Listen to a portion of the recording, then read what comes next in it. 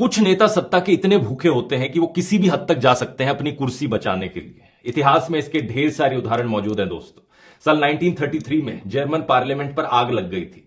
इसके पीछे आरोप एक कम्युनिस्ट आदमी पर डाला गया। हिटलर उस वक्त सिर्फ एक चांसलर था, लेकिन इस हादसे के बहाने से उसने पूरे देश में डर का माहौल फैलाया और देश का संविधान बदल डाला। इस हादसे के सिर्फ एक महीने बाद उसने ऐसे कानून पास किए जिसमें लोगों का बोलने का, लोगों का प्रोटेस्ट करने का अधिकार छीन लिया गया। और पता है क्या, बाद में पता चला कि पार्लियामेंट में आग लगाने वाले लोग हिटलर के नाजी पार्टी के ही लोग थे। कुछ इस तरीके से जर्मनी में तानाशाही की शुरुआत हुई थी। ऐसे इंसिडेंट्स को फॉल्स फ्लैग ऑपरेशंस का नाम दिया जाता है और पुतिन ने भी यही किया था। साल 1999 में रशिया में भयानक बॉम्ब ब्लास्ट हुए थे लोगों के घरों में, जहां पर 300 से ज्यादा लोग मारे गए थे। पुतिन उस वक्त नया नया प्राइम मिनिस्टर बना था रशिया का और इस हादसे का आरोप उसने सेपरेटिस्ट लोगों पर डाला।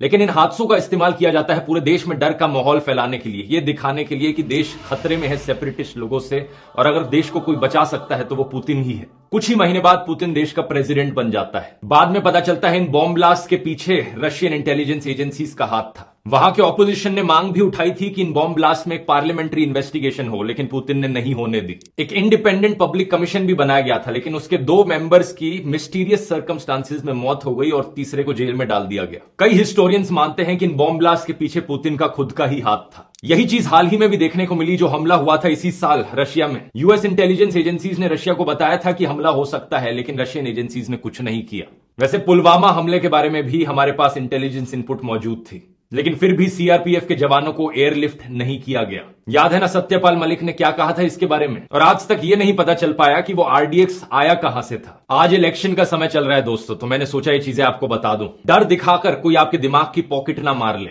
डर फैलाकर कोई आपका वोट ना छीन ले जाए। सावधान रहिए और इस वीडियो को शेयर कीजिए ताकि सभी देशवासियों को जागरूक किया जा सके। जय हिंद।